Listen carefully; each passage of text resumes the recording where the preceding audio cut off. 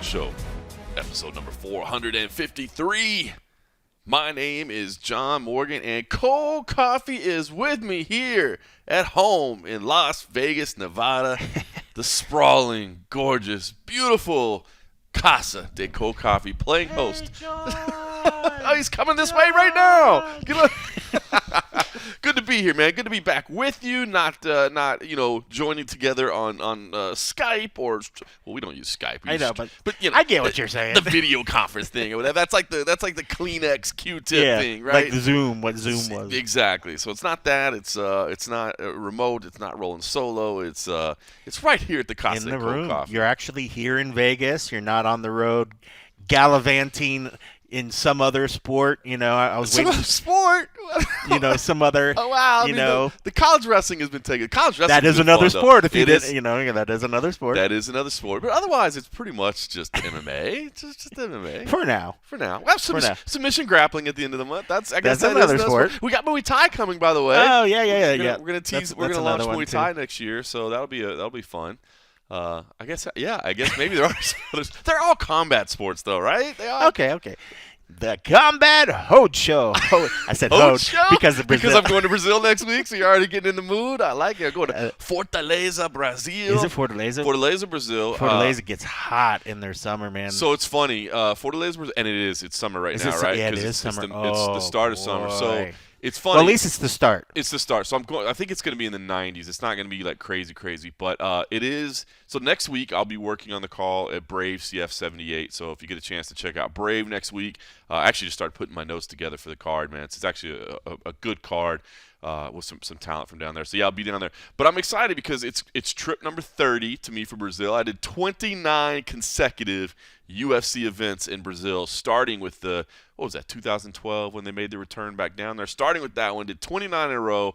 And then obviously, the travel budget started changing, and we started dialing it back a little bit at MMA Junkie, and so they weren't sending me anymore. We did obviously have Fernanda Praches down there as well, so she was able to cover a lot of events for a lot less money. Fernanda. But I ended at 29 events, 29, and it always felt like a weird number to end on. So, man, what was it? What's weird? Yeah, what? I don't know. People, why don't they just go to 30? Exactly, they could be right? undefeated and they have things. Why don't they just go one more? I see what you're just one more. Come on back, Khabib. I see just what make you're an even doing number. there. Just an even number, dog. Come on. You can't. See now I don't want to go anymore. Now I want to finish at 29-0 like Khabib. But no, I'll be down there for that. But Fortaleza, Brazil, was also the birthplace of the khaki shorts revolution. I used to be like you. I would always wear like a polo shirt and jeans to events. And then I was in Fortaleza, Brazil. It was summertime. It was hot as hell. The arena, which is not the same arena, I don't believe that we're using at Brave, but it had no air conditioning, and it was super hot. And because of the time the day started, production, like it's kind of open air, like they would have like these little slots or whatever, so air would kind of breeze through or whatever. But they put curtains over all that in order to keep the light out. You know what I mean? Because it started during the day and ended at night, so production would seal those up so that the set had the same lighting the whole time, right? Which does make sense. But from an airflow perspective, it absolutely makes no sense whatsoever. And so that was the first event that I wore khaki shorts. And then I realized once I got to press row, I'm like, wait a minute. My legs are covered all night. Like I'm sitting underneath a table with cloth on it. Like nobody even knows that I'm wearing these, and thus the birth of the khaki shorts is born. So that's where we're going back to Fortaleza to pay homage to the birth of khaki shorts. That's crazy. Well, that's a great origin story. I think I was at that event, but I think I was still UFC at that time. I think I was there though, because I remember being really super crazy sweaty for that particular one. Because I think that was one of the ones where they were having issues with like the air conditioning out in the vehicles and other kind of stuff. Where like they're so overheating hot it was and overheating. Stuff. Yeah. I guess I didn't really think that was like that there was a start. I just always thought they were there. Like you came straight out your mom wearing cargo shorts, khakis, and she's like, they were like, it's stuck on a pocket. He's not coming. He's stuck on the pocket. It's funny. It's like there was a start. Just like there was a start of a blue shirt somewhere. There was a start there. So that's funny. That's funny. Anyway, so yes, that is next week. That travel will be going on, and then the CFFC schedule will get busy for the rest of the year because after that, it's crazy. So we're doing December 15th in Atlantic City for MMA, which is going to be a phenomenal card, absolutely loaded. And then we've got December 19th and December 21st are a pair of CFFC match day events. So we've got college wrestling, and then we will end the year with Fury Professional Grappling on December 30th at 2300 Arena in Philadelphia. And they're putting the card, they're finalizing all the card and stuff for it now. They're actually having some meetings right now. I can't wait because there's some fun matchups on there that they're talking about. So hopefully we get everybody signed, because this is the big year-end event, right, where we get to bring in some of the UFC talent and have some of the UFC crew on there. So I'm definitely looking forward to that. So pay attention to announcements. I think tickets might be on sale already. So if you're thinking about it, I would say secure your tickets ASAP for the Fury Pro Grappling, because 2300 Arena is not big. So if you're going to be in the area and you got a chance, get it, because there's going to be some pretty cool names on the card. If everything that comes together like I think it will come together. So that's all the travel that's coming up. So very cool. I don't know. Well, I don't know how many times we'll be together the rest of this year. It's kind of what I'm saying right now. I can't believe you're going to miss the Shanghai show or Shanghai. the Shanghai, and also you're going to miss the Fight Pass Invitational. I know you normally dig that shit. I know, I do. I'm going to be out of town for that, so I'm going to have to watch. I'm flying back. Let's see. No, wait, because they moved it, right? So it's Friday. The 10th. No, it's the 9th. No, it got moved because the Shang PI, is that what the Shang PI is on the day after the is the 9th, Saturday the 9th. And then so I might be able to make the Fight Pass Invitational. But I thought it was the day before. I thought it was Friday. They moved it to the 10th. Right? Am I crazy in that? I don't know. There's still a lot of their. Let me pull up on their schedule. I swear. But it did come up because I reached out to, for some reason, Mason Fowler. I was like, hey, have you got a new opponent yet? I was like, I just reached out on Instagram. I was like, hey, I know Brian's gone. I was like, you got a new opponent? He said that they're still working on it. He said they're hoping to have an announcement the next day or so, but he doesn't think he's going to be the main event anymore. Yeah, it's Sunday. It's Sunday, December 10th. So I'll be back for that. So are you gonna go? Interesting. Why would they try to put that on the same day? Well, because originally it was in Shanghai, right? So they were going to use the Apex. You think Apex. they would still do it on Friday, so it wouldn't? No, it was originally Saturday the 9th, right? Because the show was going to be in Shanghai, so that would air early morning here, and then they use the Apex at night. And so when that show got moved, then they moved it to the 10th. Interesting. So, I'll be back for that. It's actually funny. I need to update their artwork because they still have all that old ass still says the artwork 9th? Everywhere, and it's still got Gordon Ryan's face all over the show. On it. Wow. I think it would help once they know what the Lamb's going to be, but regardless. So I guess I'll see you at the Fight Pass Invitational. I'll tell you what's funny. On the way back, if it's on Sunday now I'm like, I don't know. I thought it was Friday. I thought it was the day before. I don't do Sundays. I'm like, Sunday's the one day off I have. I'll probably. But we'll see. I'll probably go because they are fun. They are fun events. They are fun. And it's just so different. It's unique to see the Apex just so set up differently. Yeah. And it's so open. It's cool. It's just like literally just like the flat stage. And at any moment you feel like the grapplers could go off the side. Oh, so it's kind of interesting to watch it.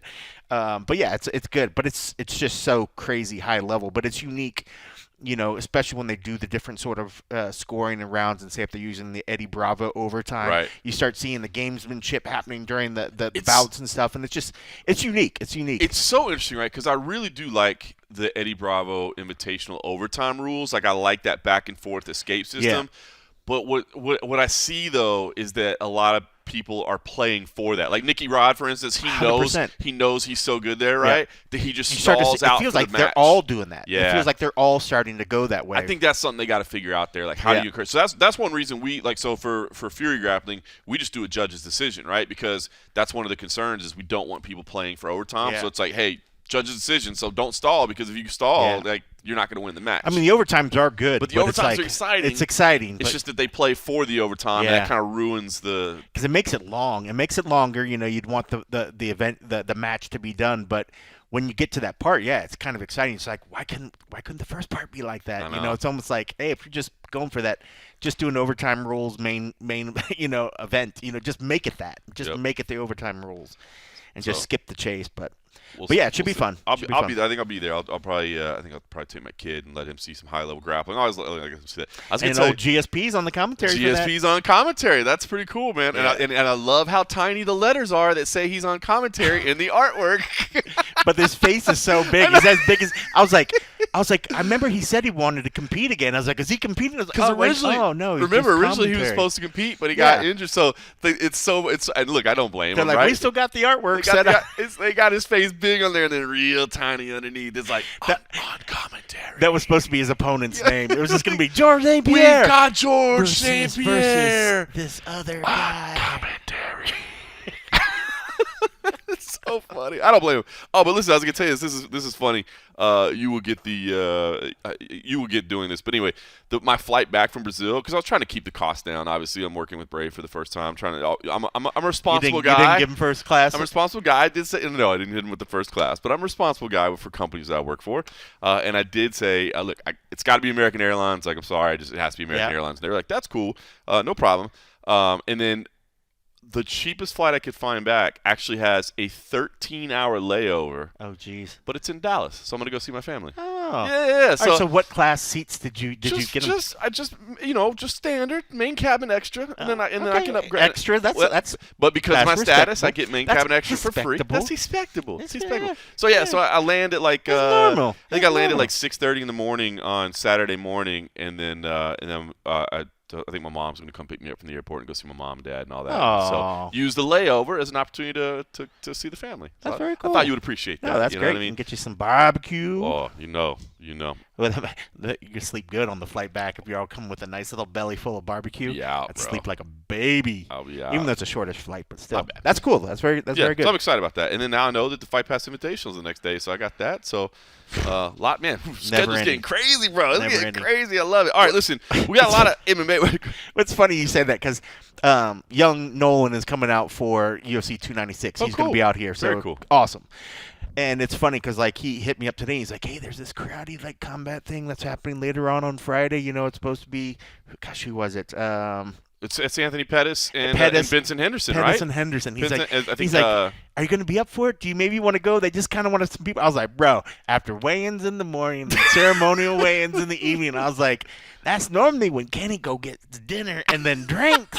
I was like, but you want me to do it like just a 12-hour day just to do it? I will say, so that Karate Combat event, I won't be here for that because I will be doing CFFC. Is it actually Karate Combat? Yes. Because Karate Combats are fun. I remember we've had good times there. You remember how the last time we went to a Karate Combat, we were hammered? Well, they are also doing open bar at this one as well. Yeah, that's kind of what Nolan, he's like, we just want you to come, have some beers, talk to fighters if you want. If you don't, just don't. That would be the event, I believe, where our Hot T did an interview with a microphone that was not plugged in. He was fucked up. That was an interesting. It's in event. L.A. if I remember right, Yeah. like a nice theater in L.A. Did they have like a red carpet for that too or something? I remember they had something. I think outside. so, but I don't think we got there in time, maybe or something, because we had just to come from where's somewhere this else. open bar? Because we had some work to do, and I remember we wanted to get upstairs and do work, but then I remember it was like open bar, and I remember it was just like downhill. Work's from not there. getting done as much. That was a crazy, but I remember that was a fun event. So maybe leave your schedule open. Well, now they know it's Karate Combat, not just like a karate. No, it's Karate Combat. They were fun. I'm actually really interested to see it. So it is a long day. It is a long day. Getting too old for this like 14-hour shit just to do it. I know. I'm like, well, yeah, you're right. Because when we were younger, we did it because we were like, long day the next day. Like I just want to do it. I just want to go say I did it. And now you got to weigh it out. You got to weigh out your options a little bit more. I'm like, I can go get a nice dinner. I'm kind of actually anxious to see because I was looking for where the venue was. It's that. I don't even know what that building's called, like the World Trade. It's not the World Trade Center or whatever, but it's like right by the North Outlet Mall. Yeah, exactly. Oh, interesting. It's in that, and apparently there's a theater or something in there. So it might be worth going to check out just to see there's a venue in there that I didn't even know it existed, to be honest with you. Interesting. Yeah, I knew that building had different like sort of setups and different little stuff, but yeah, no, I've never seen a performance in there before. I'd have been there for an event. I'll be doing CFFC in Atlantic City that weekend, and then I'm gonna fly back on Saturday morning. And I make it in time to make it to the fight. So I will not be – I guess we'll just throw it out there now. I will not be at the press conference with Colby Covington, which that press conference, by the way, is starting to line up like it's going to be some fireworks. And, you got Tony Ferguson up there, and now all this Ian Gary stuff is going on. And but I will not be there for that because I have to fly out the day before. So yeah, that should be nuts. It's going to be a nutty one. So I'm just throwing it all out there for anybody that can't wait to see if he tells me to do push-ups again – I wouldn't have asked. Bro, we can start drilling push-ups in the garage. Bro, or if he does it, I'll do your 10. I got your 10. I'll spot you 10. No, you don't do something because another man does not come on and walk up to you and be like, drop down and give me 10 right now. Like, who the fuck are you? No. Yep. You know what I mean? So anyway, that's some cuck shit. Awesome. All right. Listen. I'm just gonna let that slide. I threw that out because of the whole Ian Gary stuff that you brought up earlier. But I whatever. don't want to get into that. I know that's some bullshit. People getting some involved in crazy this shit. business. All right, listen. Couple things real quick. I wanted to just maybe not even really talk about MMA and just spend the entire episode talking about your phone and this AI call screening. I was like, what? I think this is the greatest. You need to get a little phone. I think this is the greatest use of AI. I just got another one like heard. earlier today or something. So, all right, so you'll see advertisements for the Google Pixel 8. So I got the Google Pixel 8, and I think it's in both models. There's a Plus model and like the whatever. I think I got that Plus, but I think it's in either one. But regardless, you can set up the call screening. So if let's say if an unknown number comes in or a number that doesn't think is a real number, it actually, if you have it enabled, it will have like this avatar, this AI answer it and sort of runs them through like, kind of along the lines of like, hey, I'm an assistant for so-and-so. They're not able to come to the phone right now, but what is this call about? Or something along those lines. 'Cause remember, I think I called it once and it hit off, and I was like, what is going on? And then it sort of runs them through prompts, and where it kind of asks you if it's like this is this, like push a button to continue or whatever. And most people either hang up if it's like a spammer or if it's like an automated system. It just shuts it down. It doesn't actually let it go.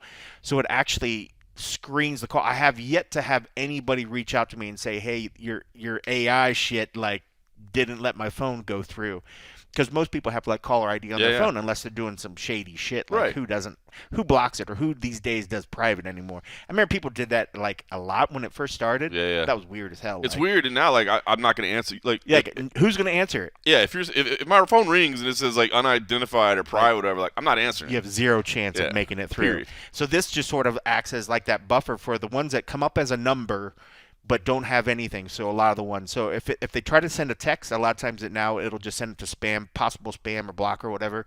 But if it tries to be an automated call, it tries to run it through like this little screening process, and then you could skip it if you're like, oh, I recognize that number, I get it why it's trying to like do it, and you could just say bypass or let it through or whatever. I forget the phrasing, and it'll let it ring right to your phone.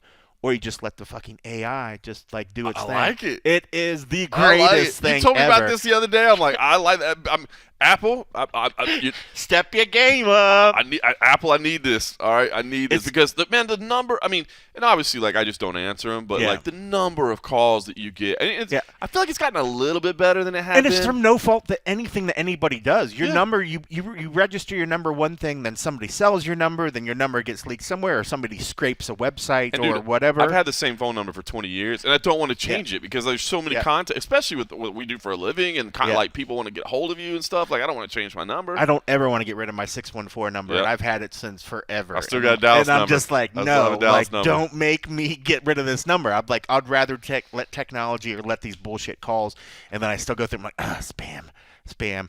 But now that the phone actually does it, I haven't even. It's funny because I see these commercials all the time talking about the look what it does with the pictures, look what it does with the audio. I'm like, I haven't even used that feature, but I'm raving about this AI love it. Call answering, call screening thing. It is the greatest thing ever. I love it. Yeah. I just want to share that with the world because I don't know if the world knew that was out there, but I'm impressed by it. I mean, it's AI. It's now it's crazy because I mean, like it's not that we're going to turn this into the AI show, but it's like it's gotten so much involved with everything now. I mean, when it comes to the editing applications, your Photoshop applications, it's funny. Getty, which is one of the places where say you want to submit your video, your pictures to it. Now, I think a lot of people were worried that people are going to be submitting AI invented works, right? And then then it starts. It opens up a whole bag of worms. There's some ethical concerns about that. Now, even Getty is even offering to where now you can use AI to alter some of the image or something. So it's like even on their end, they're embracing it and stuff. So it's getting to be a part of everything out there. I think there are some issues and stuff we still need to make sure, going forward, the access and the things that we're giving it to. But in something like this, maybe this is the foothold to crazy shit down the line. But right now, I love this access. I love the fact that I'm saying, hey, algorithm, computer, life form, answer my phone for me first. Tell me if this person is like yourself, not human, or pass it on, like scream. And I think the voice was pretty pleasant too. So it's like they even do a decent enough like rendition of like a human voice, trying to go. If I could alter it, I'll tell it to like pick some hot like Australian chick to answer my phone or something. But it doesn't give me that option. But it's it's funny you talk about all the AI technology and stuff. Like I know that I ended up on some mailing list somehow or whatever. But for the past probably a year or so, they've been marketing like, hey, use AI to translate your podcast into other languages so you can distribute it to other languages. And like, I mean, again, now you do start getting into some weird things with ethics, and obviously, how do you quality control that? Did it actually translate into what you said? But that's a pretty damn cool thing, right? Yeah. You know what I mean? To be able to take your work and distribute it to people that don't speak your language is pretty damn cool. That is a great use, because then it's like, especially if you're just saying, don't alter my work, just translate the work for me. Because we're starting to see now a lot of organizations, speaking of your past, just recently organizations, Sports Illustrated caught a lot of flack for actually having AI writers, and then went so far as to create fake profiles for them. People caught on. People figured out like, yo, these are like AI. You can't even call it a ghostwriter, because a ghostwriter is actually a real writer using an alias, right? Yeah, it's interesting, right? Because apparently, and again, I haven't seen all the details on it, but you're right. I mean, I was just working with them. It was a third-party partnership that was doing it, right? So it wasn't actually Sports Illustrated proper or whatever, but the content was, on their sites, because they had the Arena Group and all these different sites, which is part of what Mixed Martial Arts was gone, which, by the way, actually just sold, as we talked about before. But anyway, it is wild, right? Because why? Like, I get it. Like, you're using AI to help generate content. And by the way, lots of places are starting to do this, so be on the 100%. lookout for it. But then to go so far as to create a fake account of a fake person, that's where it starts getting like, come on, man. What are you trying to do here? Like you're trying to cover your tracks. Somebody's going to be like, okay, we're putting this out there, but we can't just say staff, or we can't just say AI generated, because then people might give a shit about it. But it's like, then on the flip side, you're now trying to cover it up and actually make it seem like there's a real person, which to me seems like that seems shady to me. It seems even shadier. Yeah. Like, just admit that it's auto-generated. The auto-generated content in itself is weird, but I mean, as you see, like, some of this AI stuff is pretty good. Like, you see the content, you're like, damn, it's getting better and better, because some of the initial stuff I think we saw was rough. Right. It was rough. There was weird phrasing and some stuff that just like, you're like, I wonder if they're trying to mean this. Like when you read the sentence, like that's a real sentence, but it's like it doesn't. Nobody make would sense. say that. Nobody would say it that way, But it's like, oh, an AI would. But now it's learning. But now it's getting better and better, and it's crazy. I want to say USA Today or somebody, one of the things, dabbled with something. I thought at one point, and then we were like, "Yo, stop," or whatever. So. People are going to mess with it because, bro, the media business, like, obviously, I mean, the margins are tiny and they're getting smaller, and the budgets are you don't have to have a writer, and then all of a sudden you're cranking out 13 extra stories that day. Why not? That bottom line starts looking a little bit better, So yeah, I mean, it's I mean, so AI, let them answer your phone. Don't let them be fake don't journalists. Let them do your work. Okay, that's what we need to do. Yes. Don't create fake people with them. Yes. But let them answer your Help phone me with for the pictures. Help me with some cool Photoshop shit. I'm not a big Photoshop guy, but like that generative fill stuff, and I mean, it's ridiculous, dude. Insane. I mean, shit that would take hours before that. I remember I was like, okay, I'd learn and I'd study and I'd practice. I'm like, okay, I got this skill down. I know how to do this. There's probably 4 different ways to do something. I'm like, I was proud. I was like, oh, I figured out one way that worked for me. Now it's like, okay, just draw a line around it, right in there, and say, hey, erase this, add this, and whoa, there it is. And you're like, oh, shit. There goes 10 years of my life that was just like, wow. It's insane how much it's still like automated Unreal. stuff. I did want to give a shout out, by the way, for you as well. Pour one out for Ohio State. I watched that game. I was in the airport actually, had to bring that and watched the game, and I just want to pour one out for you, man. They fought valiantly. It was a heck of a game. Let me use my little. This is from the Alumni Association because I donated. This is some large wrapping paper it gave me from the Buckeyes. Let me just cover my face up real quick and just ship myself away. It was tough. It was. Did you go out and watch it, or did you watch it? No, I watched it here. And yeah, that's the time of year where I have like people I've known like most of my life from Ohio that some went to the dark side and rooted for Michigan. Who knows, for whatever reason. I have my ideas why they all did. I think the Fab Five was a big reason why a lot of people went over to Michigan. It was a huge iconic. Oh, bro, we were moment. kids. The Michigan starter jackets. God, everybody had those. So, but yeah, it's the time of year I'll see people I've known forever where I'm just like, I want to stab you in your neck. Because they're like, Michigan, they're like, yeah, Buckeyes 3 year. And I'm like, I'm just fuming. So, yeah, I'm glad it was a non-UFC week because I know there would have been some people in the media room that I probably would have choked. And I'm like, I'm glad I'm not there because I know they're still going to bring it up when I see him. But yeah, it was a sad moment. I was at the Admirals Club at Washington D.C. because it was a great game. It was a good game. It was a good game. We took an evening flight home from Washington D.C. so that we didn't have to like get up super early, Yeah. But I had to check out of the hotel. And so we went to the Admirals Club and just kind of hung out there. And so I watched the entire game for the Admirals Club, and then we boarded. I'm telling you, that's why. I mean, I love college sports. I love college football, but I love that rivalry. I mean, it goes back, it's over 100 years. It's crazy, We've been doing it for 100 years. That's why they call it the granddaddy of all, of all rivalries. I mean, it's unreal. But yeah, it's been going on for so long. But yeah, it is deeply rooted in my bones. That's why it's so funny when I'm out and about and I see somebody wearing something Michigan. I just get that like that something in my stomach. It's funny, like don't put that on your fucking dating profile, 'cause, bitch, I'm gonna swipe left on that one. It's gone. Just don't even talk to me. Don't even talk to me. Can't even look like it. Chick is hot. No. Oh, she could be hot as hell. I'm like, oh, she's psycho. She's deep down, she's psycho. I love it. All right, listen, we got a lot to talk about what's coming up this weekend. I did want to just recap briefly since I did not do an and a half episode following the PFL World Championship. Obviously it was a good week in Washington, D.C.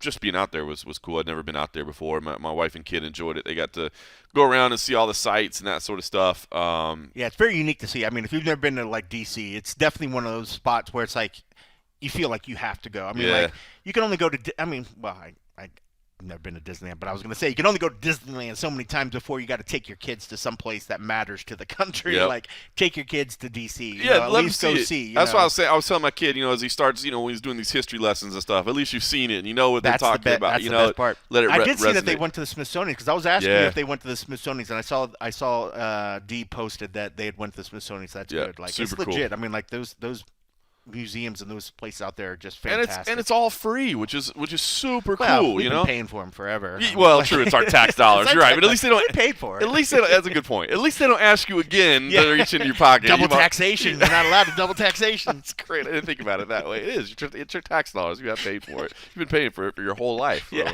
Might as well go enjoy. So there. Please go enjoy it. Go enjoy it. You've been paying for it since the time you started working.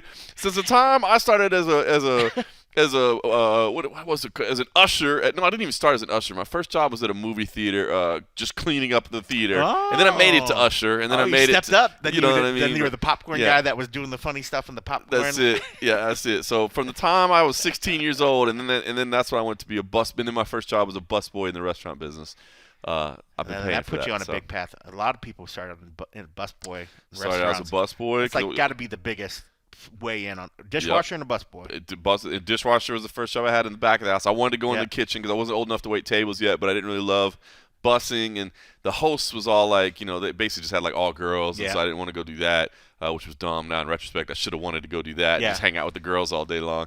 But I was like, I want to go work in the kitchen. They're like, well, you got to have experience. This is where we start. Unless you know somebody in the kitchen, you don't start without experience in the kitchen. Start as a dishwasher, and then from there you learn how to prep a little bit. How it is. Bring you over to the prep table. Yep. Maybe tease you on the expo wearing the weeds. Here, come help me out a little bit. Put the garlic bread on here. Do this. Do this. Oh, you know it. So I've been paying for it. So I'm glad I went to experience. But PFL, I guess I don't know. Did you end up watching the fights? I did.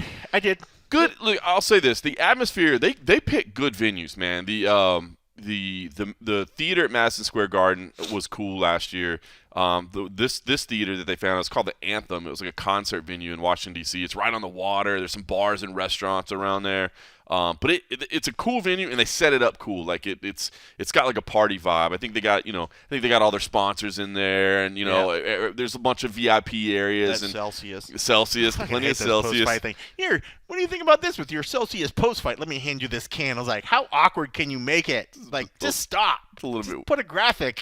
Put a graphic or something. Yeah, it's a little bit weird. They do the same thing in the UFC, like when they have like the empty monster. But you know what I mean? They'll make a deal like, here, let me work this into my phrase. The ones that crack me up are the ones that like take a fake sip out of the empty can of Monster. What's funny is that it's usually the teammate half the time that gives them the thing because the teammate knows. It's probably like they're like that's their job. Is like, hey, remind me this. Which is an important job because you make sure I get my paycheck. Like, say Joe Rogan or somebody's going to go in there and you think Joe Rogan's be like, yeah, bro, I'm not going to hand him the Monster can. Like, no.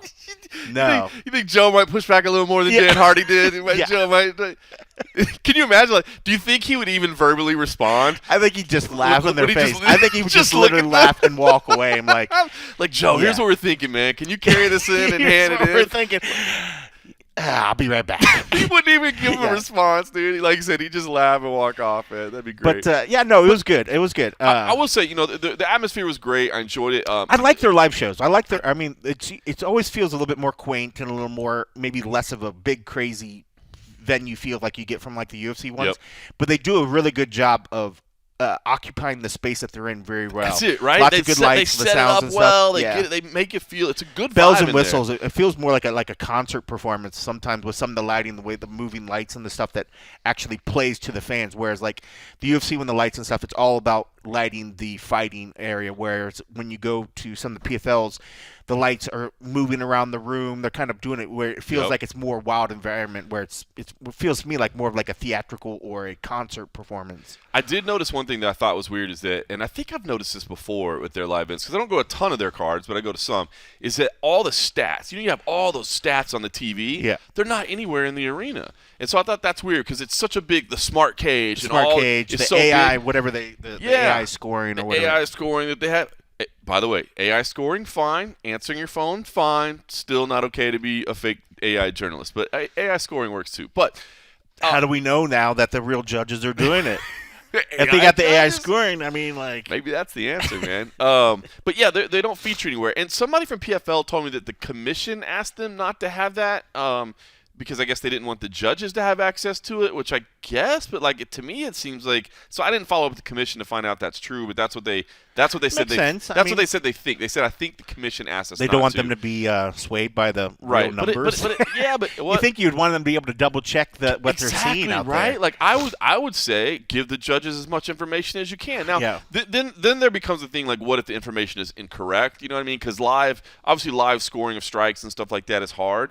And so I have heard people say, like, yeah, but if that number is not accurate and the judge is looking at a number that's not necessarily accurate, well, now you might potentially skew them to something that isn't what they were thinking. Yeah. I think maybe if you just weighed it proportionally and say, hey, guys, I know you're used to not having this.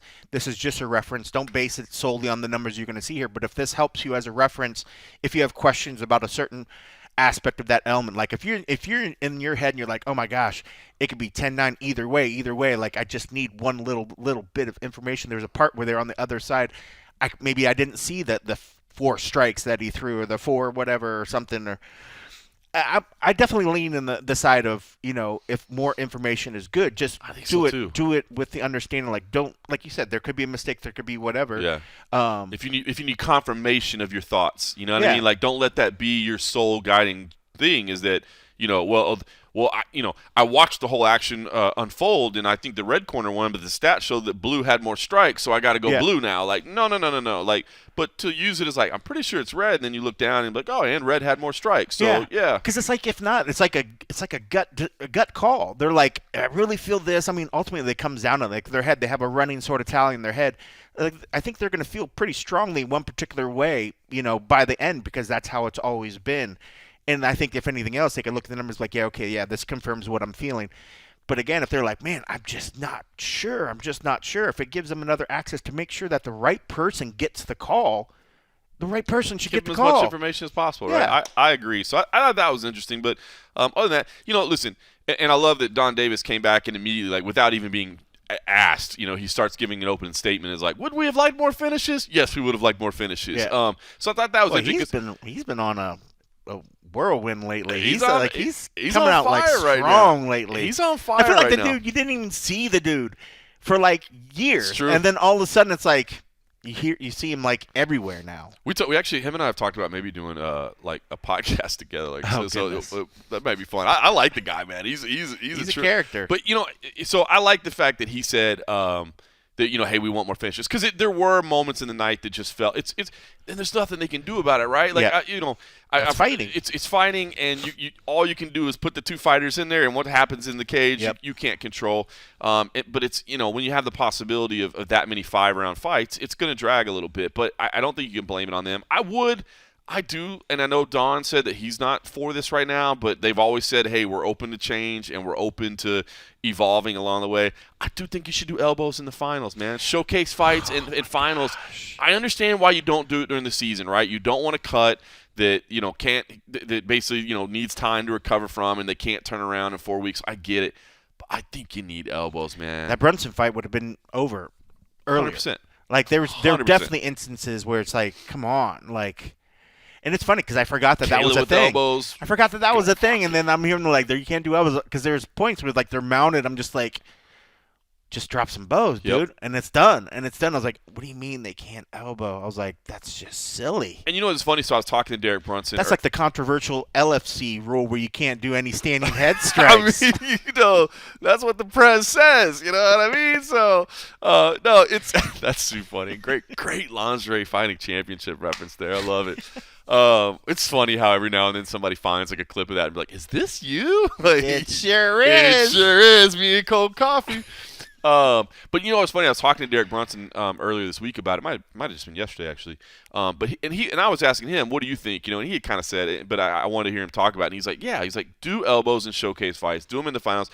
And he was talking about too, because it's not just if you have elbows, you can get cut and that'll end it faster. He explained it perfectly, which is like when you're on bottom and you're defending, he's like, it's kind of easy really to just grab the wrists and tie them up. Yeah. But if you do that, and the fighter that's on top that has his wrists controlled can still elbow, because that's what you can, right? Just because you grab a wrist, you can still roll through it and land shots. You can land forearms and you can land elbows. And so that changes everything, right? So the fighter can't just kind of stall out underneath, and that's what it's really about. So I think sometimes when you hear people say, yeah, there should be elbows, it's like, well, are you saying because you want to see more cuts and you want to see fights ended that way? It's like, no, it's not that. It's that even when you control the wrist, that person can still land strikes at some point. So you have to move and turn and advance his position, I mean, even with the elbows, it's not like if you elbow, it's guaranteed that you're going to cut somebody open. It's just another strong strike. But, I mean, it is one of the hardest bones in the body, so you could do some crazy shit with it. But it's like, it's just another – you're taking one of these weapons away that is just so definitive a lot of these times to finish these fights. And it's just like, come on. And the fact that they even want to do showcase, like, just open it to everybody. The only people that shouldn't be using, if you're worried about, is the amateurs. Don't allow, if you're going to have amateurs fight on the card, all the pros on there should be able to throw them. What about the regular season? You're okay with limiting them, right? Or you think use them in the regular season? Well, if you're doing it in the regular season, then you're just worried because you're going to lose a competitor because you're trying to do it. Right. But most cuts, depending on how they are, the length of the recovery time, it's probably going to be fine. It's not like they're going to be out 3 or 4 months because of a cut. You might be out 30, 60 days. Yeah. But if they're worried because if they say, okay, no contact for 30 days or no contact for whatever, then I can see where somebody's whatever. But, I mean, I guess if you have to have a concession, and that's your main worry. And they're not really doing the 2 fights in a night thing anymore, right? So it's like – no, I don't think so. No, they didn't this year. I don't think that's really their plan anymore. It's an exciting element of mixed martial arts. I mean, and like the fact that you don't have that. I mean, I get it. I mean, there's a reason they don't have like soccer kicks when the guys are down and doing other crazy stuff. But like elbows, like come on, like I think just because you hit with an elbow, there's no guarantee that you're gonna cut somebody and then there's the potential. But I mean, maybe if anything else, then you just rework your season to have that. But most of the fights, it seems like there'd be enough time for them to heal. But who knows? All right, so maybe if there has to be a concession, maybe no preseason, but let the playoffs. Let the playoffs, let it just start happening. Don't make it just even the championship. Like, let it when it gets to the finals. Have your alternates in case something like that happens, but allow it to happen. I mean, I feel like, especially if you're going to be taking more fighters in that come from organizations that have that history, you're asking a fighter to go against everything that they've sort of ingrained in themselves. Fight differently. Yeah. I thought so much in my head, like, how often during that fight did Derek have to tell himself, remember, don't throw an elbow, don't throw an elbow, don't throw an elbow, like to consciously stay that in your head? Like, then you're up in your head. You want them fighting and flowing and not thinking like, okay, what rule set am I in here? Muscle what memory. Rule set am I worried about? It's the reason we always talk about that the unified rules should be unified everywhere, so a fighter doesn't have to think. Same thing, right? Like, don't tweak the rules. Like, just let the rules be the rules. So. Yeah, I hope that evolves, man. I really do. I hope that evolves. So we'll see. Again, I know Don Davis is right now. He's saying he's against it, but they're always talking about, hey, we're willing to change, we're willing to evolve. So I hope they do. You should poll the fighters. See what the fighters say. The fighters say we want it. Then, being the organization that's kind of said that, hey, we're here for the fighters. Fighters and fans. Let the fighters pick. Fans are saying it. If the fighters are saying it, and your fighters and fans first. There you go. It's a great idea. Great idea. Yep. We'll say, and I kind of touched on it last week, but it continued all through the week. A lot of optimism everywhere. I think everybody's excited just that everything's in the open. It's done. Yeah. I know the meetings were happening with the Bellator staff this week. So hopefully they'll figure that all out and they'll start making some announcements of who's going over and what their roles will be. Fingers crossed on that. Yeah, I do too, man. I really hope everybody from Bellator, that wants to go, gets the opportunity to go. If they decide they don't want to, I get it, because I think there's going to be some people that don't. But, be a damn shame to just lose your job, because there's a lot of capable people that work their ass off for a long time, because that is a small staff, man. They did a lot of work for a very small staff. Not that PFL is like massive. And I was going to say PFL is a pretty small staff as well. I mean, you would think that they could use the help. I think so, especially when they're taking on all this extra little stuff. But yeah, I mean, it's just such a good staff. I mean, we've worked with that staff for so many years. Yep. You kind of want the people that have put so much of their heart and soul in it to have that potential. Because, I mean, the sale was nothing of their doing. It's not like through any fault of their own or whatever. Because their poor performance that they had to go away. Like, no, they worked their ass off. If they only worked 26 hours a day, it would have been much better than only working the 24 hours a day that they typically did. And even not even just, I mean, obviously the people we work closest with would be like the executives and the PR people, but even like the operations teams and stuff like that. Like, I mean, they're good people. Good people, man. Yep. It was always good to be around. So a lot of them came. I mean, I know there was the guys that definitely had time at the UFC and other big organizations. Yep. So it wasn't like it was like scrub dudes. Like, it's a legit operations team. Like, it's a good staff, man. I hope they all get to come over. I hope it works out, man. We'll see some announcements over the coming weeks for sure. So we'll be looking forward to that and seeing how it all plays out. In the meantime, this week UFC is in Austin. I did not make the trip down to Texas. I love, obviously, my home state of Texas. I love Austin. It's a fun town. But there was just too much on the calendar. I need at least a week at home before my family just completely disowned me. But interesting, because just before we started to hit record on this and get going, we were just kind of shooting the shit a little bit as buddies talking about the card, and I'm pretty excited about this card. And my buddy Cole Coffey doesn't seem to share the same enthusiasm with me. It would have been it's an event I wouldn't have wanted to travel for. I'll appreciate watching it and stuff like that. I mean, there's some good fights on and stuff, but again, we are also, and we'll get into it a little bit. We were talking about BKFC that's going to be on the same week, and there's some really killer fights on that one. I mean, so if I had to say, is this the most exciting set of fights that's going to happen on this Saturday? I don't know if it is. I mean, I think some of them, the fights are going to be definitely ones, but again, this is a diehard card in my mind. People that are junkies, people that are listening to this podcast are going to like this event. But this is the kind of event that if this was at the Apex, people would be bitching because, this is another typical Apex card. But this card now is actually on the road. While it's got some great fights that, are, I think, fights that are kind of working themselves for guys getting into contention, there's nothing really anybody here outside of the main event that's like screaming for title contention. Right. Or anybody even somewhat near in rock throwing distance. Main event has some real title implications. Right. Not immediate number one contender fight, but I'm intrigued by the main event, right? Yeah. Because Beneil Dariush, Arman Tsarukyan, first of all, I mean, I just have long felt that Arman Tsarukyan is the real deal, right? I mean, 100%. He is the real deal.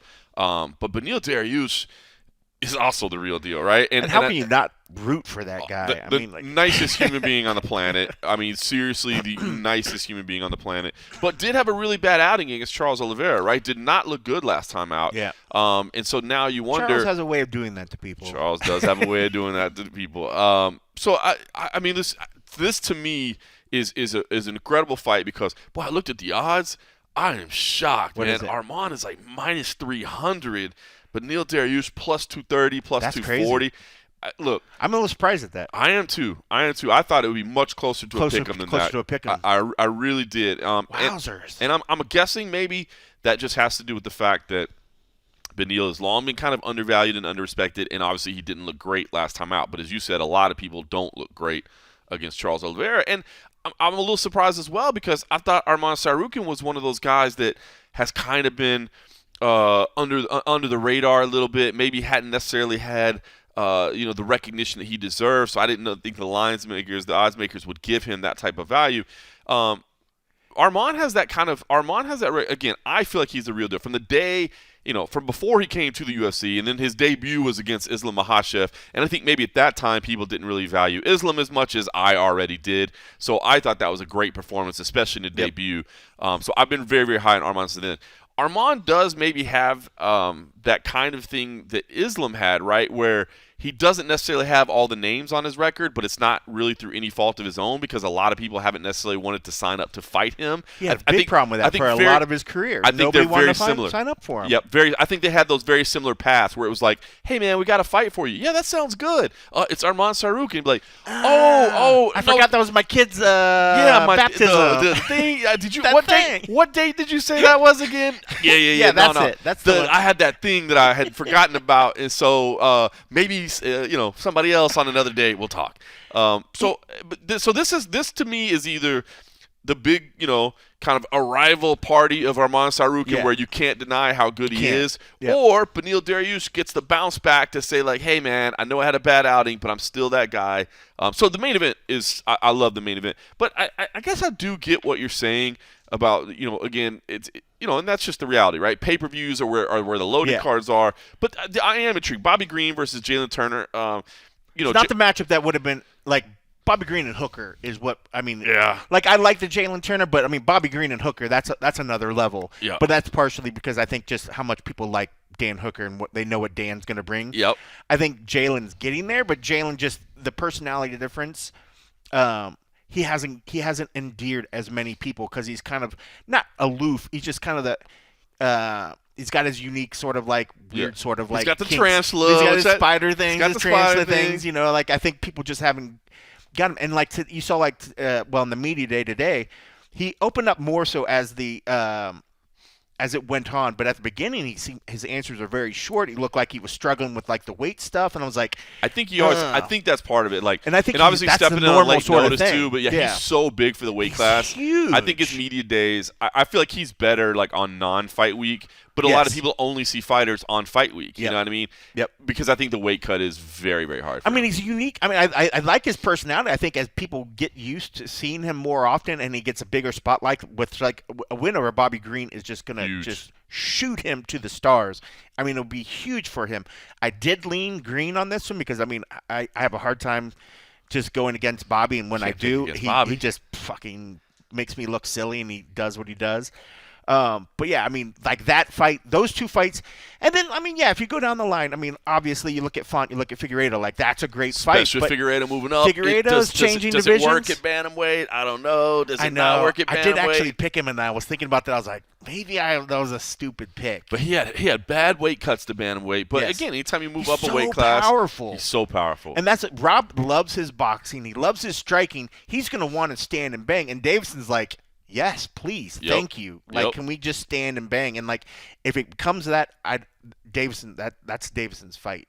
If he doesn't, and then I'll finally say, okay, cool, I can stop like just putting so much into Davidson's strength and so much in this thing. Like, I mean, it's one thing. Yes, he was normally like a smaller guy and fighting like Moreno, but those Moreno fights were just incredible. It was so fun. So maybe the size difference is going to be a big thing because Rob is a big dude, but man, Davidson, he's powerful, aggressive. I guarantee he's been training against guys Rob Font's size or bigger his whole career. So it's not going to be this big crazy difference. Nope. And I think if Rob just wants to make it a fighting, if he has great boxing, then I think it could work in his favor because Davidson he's just a slobber knocker, man. He just wants to throw big hands, but would you say he's like a technical guy? And I wouldn't say he's a technical striker. I say he's a good striker. He's a powerful striker. But when you get like these guys like Font and some of these guys, so that got, like slick in his legit boxing, bro. oh, it's so good. Yeah. Like if he makes it a boxing match, then yeah, I mean, Oh, if Font can just keep him at the end of the jab, keep him away, you know what I mean, and use good footwork to stay out of the way of those rushes, then it's going to be a long night for Devin. So there again, I like because I don't know what I'm going to see there, right? Because that's what I like in fights. When I look at a fight and I'm like, I'm pretty damn sure I know what's going to happen here. Yeah. Now, again, it's MMA and anything can happen, but that's when it's less exciting, right? Because you're like, well, yeah, that played out exactly like I thought it would. When you look through your head and you're like, man, I can see this, I can see that. Yeah. That's when I get anticipation, right? Yeah. Same thing. Sean Brady, Kelvin Gastelum. Sean Brady was undefeated. Didn't look great last time out. Now he needs a rebound. You know, there was some illness and stuff that he doesn't like to talk about, but it was. Then you got Kelvin Gastelum, who's going back down to 70, where I always thought he should be, to be honest. From the time he went to middleweight, I was like, man, 70 should be the right place for him. But we know that the weight cut was hard for him. So is he going to look good at 70, or was this a mistake this late in his career? A lot of questions there. You know what I mean? So those top four right now, those top four fights, man, you talk about storyline and implications and future paths. It's all there for me. So I like those. Now, I will get with on the rest of it. I guess now you get down to then it's just favorites. Then It's it's just just like fun, guys right. that mean something to you. I am interested to see because if Brady and that Gastelum gets down to some grappling, like if people don't realize Brady his grappling is just sick. Like it's ridiculous. And I feel like that's his. I mean, he's got good hands, but I think that's his best avenue is actually get a hold of Gastelum and work that crazy grappling. But yeah, then you go down. I mean, like who doesn't love Puna? I mean, who doesn't love Guida? Come on, man. I mean, love like those guys. it's just, Misha Tate is on there against Tate's Julia on there. Avila, which those are ranked opponents. I know Yeah. that, the bantamweight division, I know it's not just rife with top contenders. It's like it's fighters that have been there for a long time, but it is still Misha Tate. Still who Misha Tate. Everybody loves Julia. Misha Tate. Yeah. And then you get down. I mean, Joe Solecki, Drakkar Close could be a lot of fun. Steve Garcia, Melquizael Costa could be a lot of fun.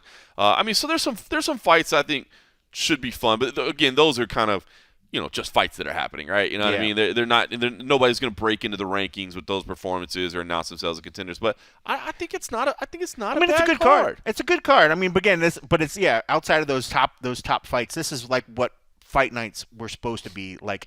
Reintroduce you to people that are working their way up, but people trying to get towards contention, but not really yet there. That's it. Sort of deal. Now, you're looking at it. You also have BKFC the same night.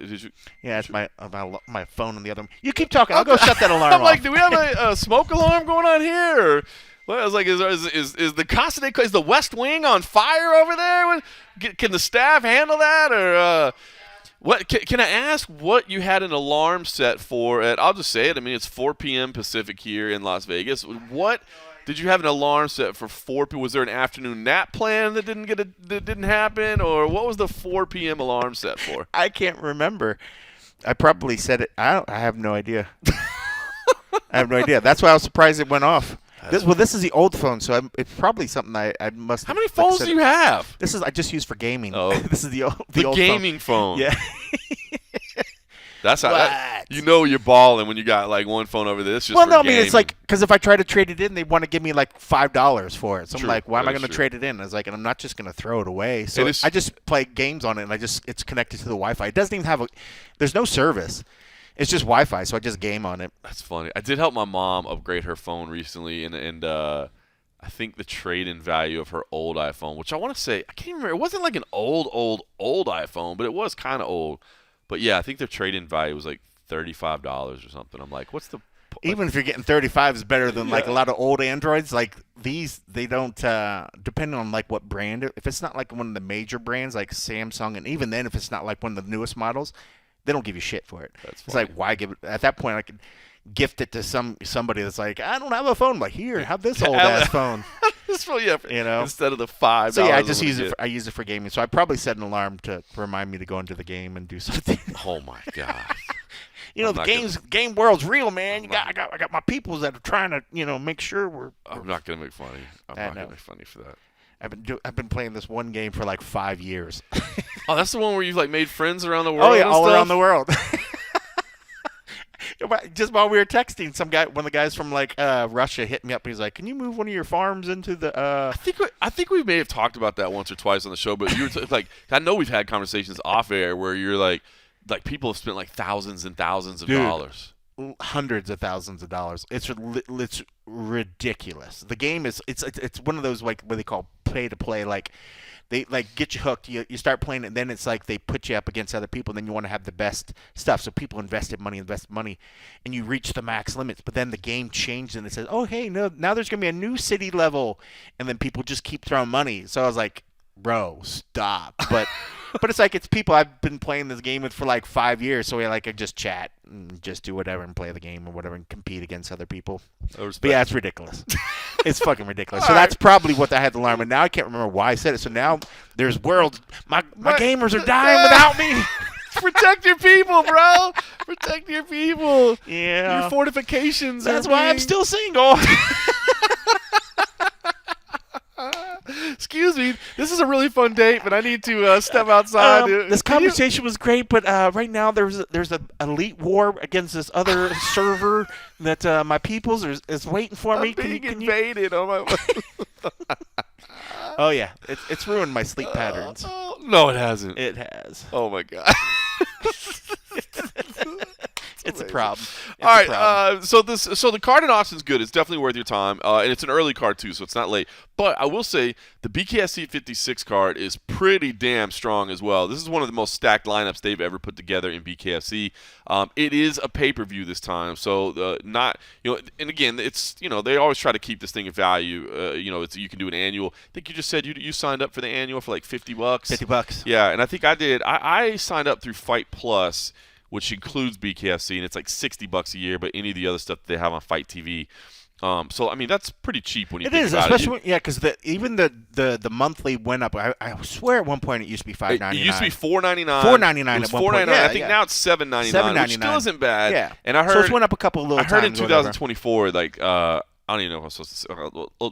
Tentatively, they're planning on a lot more events, so it's good. It's worth it. But every now and then they do pay-per-view. Like, you're stacking like these cards. Like these cards become fun. Like early on, I was like, man, like it was so cheap. But you got it because it was like, well, there'll be a good match every once in a while and something different. Now this week you got Eddie Alvarez versus Mike Perry, which come on, the King of Violence title is what I mean. They got a belt. They're fighting. It's like the BMF title or whatever. It's the King of Violence. I like the version of Mike Perry that we're seeing now. Oh, I love Mike Perry. Because he's still absolutely batshit crazy, but he's like funnier and like humbler and maybe not polite. Proud or of his family, man. Yeah. He's posting about like this is what it's all about. I love this Mike Perry, man. There was not a person alive that wasn't worried about Mike Perry when he got with this girl, right? Oh my gosh! But they look like they're having a great family, man, and they got kids, and that's awesome, right? Yeah. I mean, everybody was worried. He just had to settle down, and dude was just he was a bit out there. So I'm glad he settled down. I like this version that we're seeing. And how do you not love Eddie Alvarez, dude? Yeah. Just the quintessential 100%. scrapper. I mean, the King of Violence is great, and they're actually fighting for a King of Violence belt, which is awesome. When he went over there, first when he went to one, and then you started seeing how some things went, you're like, man, is this how we're going to finish seeing his career? Yep.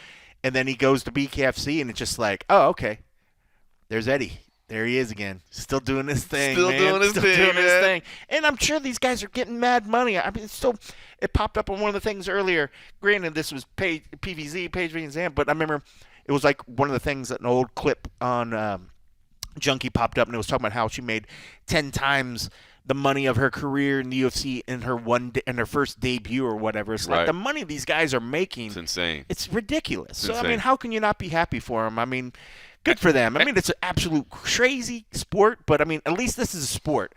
Power slap is not a sport in my mind. Power slap is just a tough man competition, endurance, taking a slap, whatever. There's real fighting. This is sport. This shit is crazy. That's an interesting way to put it, because like how my position on power slap is that while I think it's dumb, I don't think it shouldn't exist, right? Yeah. Where people are like, that's entertainment. It's entertainment. It is what it is. So I just don't see that sport. I think that's a great explanation for it, because the thing that I heard people say is that there's no defense, and then you can get into because I was arguing with somebody about that, about whether it was really combat, whether you could call it a combat sport. So maybe not sport. Not saying it's not a sport is not the right thing. But in my head, I had an issue with the combat sport because I think if it's combat sport, there should be somebody should be able to defend themselves and should be able to kind of move and show the skill instead of just what I was calling like a tough man competition. It is like a tough man competition. Just whereas stand this there is and actual take it. some skill because you can avoid. You have to be careful not to break your hands. It is 2-minute rounds, so it moves faster. Everybody that we've talked to says the training is better because you don't have to train grappling, so your knees, your back, all that stuff, man, it's way better. Especially as you get older. And look, I'm just going to say it now. With Bellator essentially, I don't want to say going away because it's not going away. It's sticking around, but it's not going to stick around forever. We know that. Eventually, it doesn't make sense to operate two separate brands. It just financially doesn't.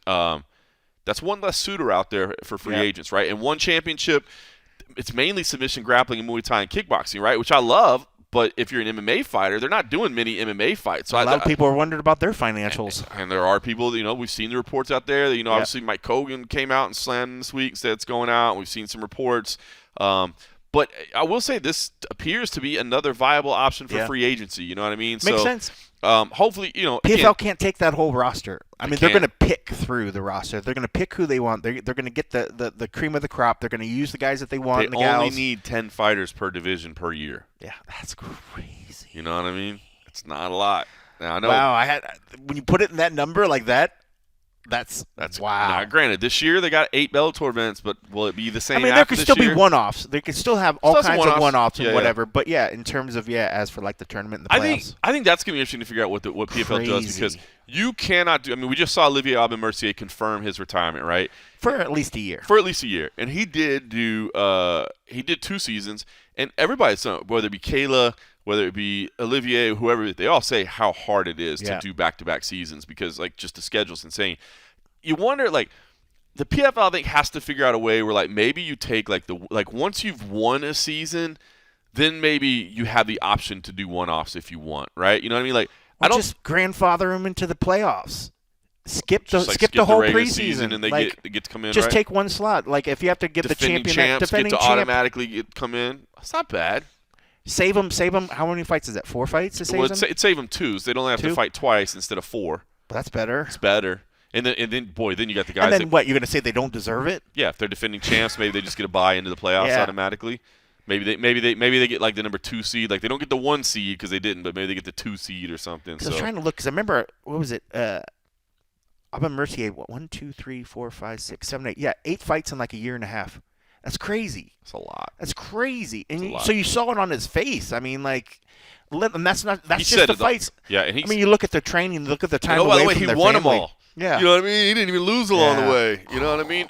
That's so crazy. It's exhausting. And you were starting to touch on it. I talked over you there, but you're right. It's not just the physical wear and tear. That was the thing he mentioned more than his body was the fact that I haven't seen my friends or my family because I can't give them any time whatsoever because I have to be dedicated to I guarantee that's half of what that emotion on his face was when you saw it. It wasn't the fact that I'm stepping away from this right now. It's the fact of, it's the decision what led him to that point, the time away. You can't get that time back. I mean, I'm sure what he's doing is enabling the family to provide for itself better, and they're having better memories and other stuff. But you can't get that time back. I mean, you've seen that. You were on the road for half of, Eli's life. You can't get that time back. You don't get it back, man. So once you start valuing that and you start seeing that, it's like, wow, it's more important than ever. So when I looked at his face, I didn't see a guy that was getting emotional because he thought this was sort of the end. I mean, granted, that was maybe into it. I think it was a guy that I'm so tired, I'm weary, I need a break. I've missed out on a year and a half of my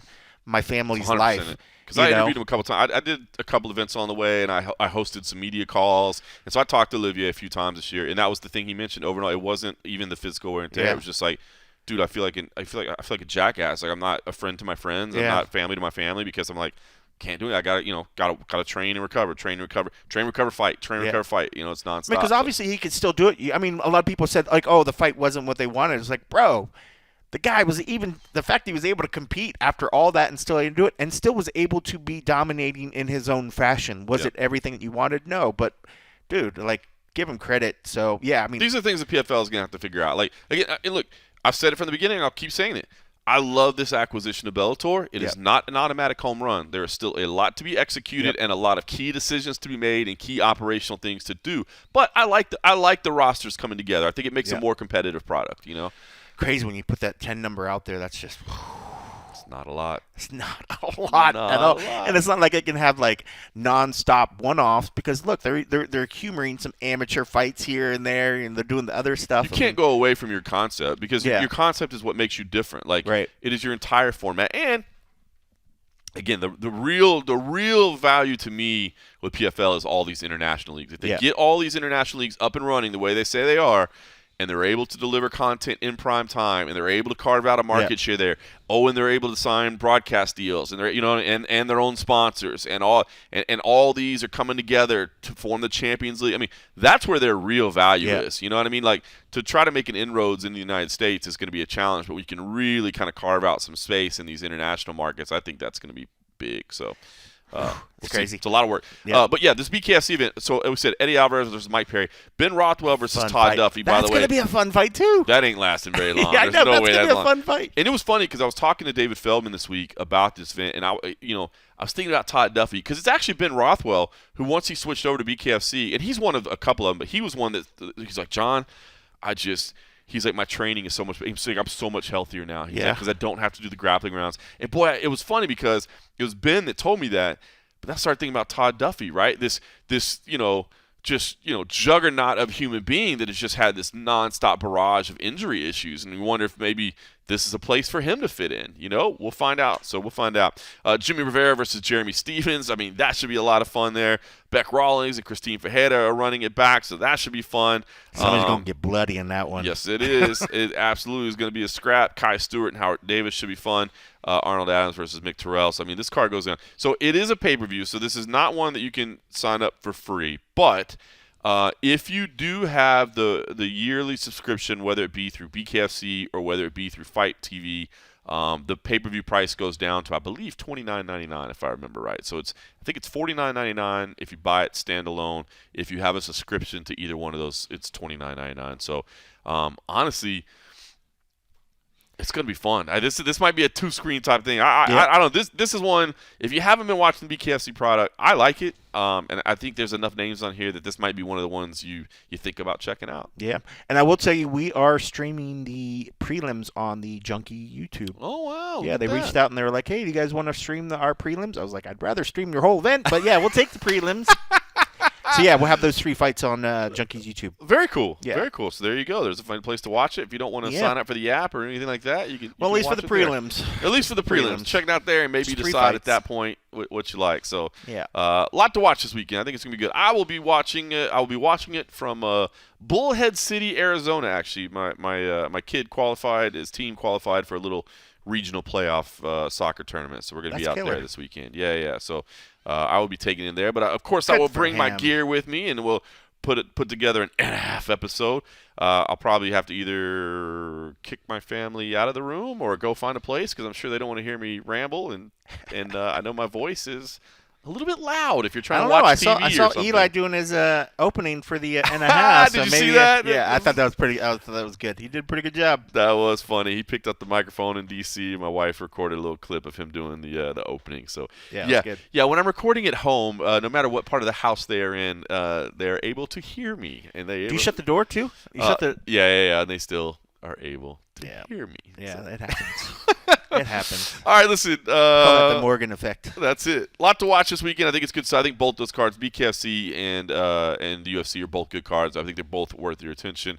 One championship has a Friday night fight, as they do every week. They'll be back to the Saturday night. I believe the first week of December is when their next Amazon card is. So anyway, worth watching all that, and worth watching to see what happens with Bellator and PFL. I know there's going to be some announcements. Like I said, they were having meetings this week. So I would expect some announcements starting to come soon, and we will certainly have it all covered for you. And then, like I said, next week I'll be in Brazil, and then a lot of CFSC stuff the rest of the year. But that doesn't mean we'll miss. We'll find a way to make it happen. You know how we always do. 453 consecutive weeks. Number just gets bigger and bigger. Occasionally a day late or so if travel happens. It's still in the week. But it still gets done. Still in that 7-day week. It still gets done. It's funny because I remember at one point I looked back. There were some years back, there was one that was like, I think right on the border of whether it was going to be in that week or something. I mean, there's a couple times. But we made it. We made it. 453 consecutive weeks. Appreciate the support. Obviously, appreciate everybody that supports us over at patreon.com/the MMA Roadshow. Certainly, that's the VIPs of the Roadshow family. But we appreciate anybody that takes the time to check us out, to share us, to tell people about, to rate us and review us if you can. We appreciate all that. But more than anything, we just want to say thanks for listening.